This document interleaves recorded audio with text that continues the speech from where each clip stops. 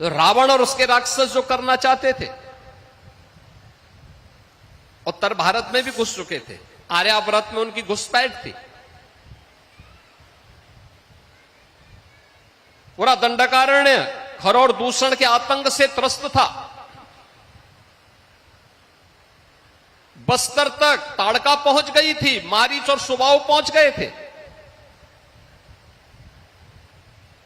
वहां के सुंदर वनों को, नगरों को उन्होंने उजाड़ करके तहस नहस कर दिया था, उजाड़ कर दिया था।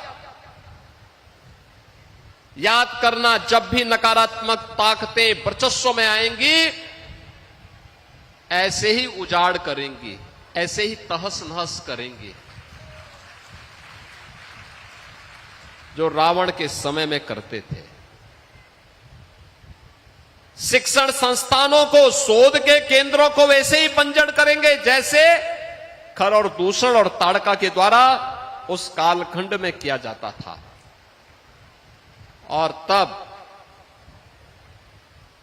पहले महर्षि विश्वामित्र प्रभु राम को अपने यज्ञ की रक्षा के बहाने ले गए और ताकत को देखना चाहा कि क्या यही राम हैं जिनके बारे में हम सोचते हैं। तो मुकाबला, सबसे पहला मुकाबला किससे हुआ?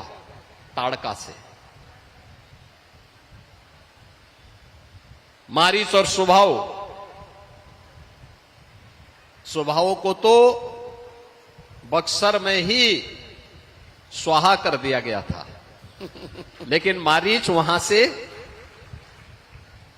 कई योजन दूर जाकर के गिरा था। उसकी समझ में आ गया था कि गलत व्यक्ति से टकरा गए हैं, गलत दिशा में जा रहे हैं अब।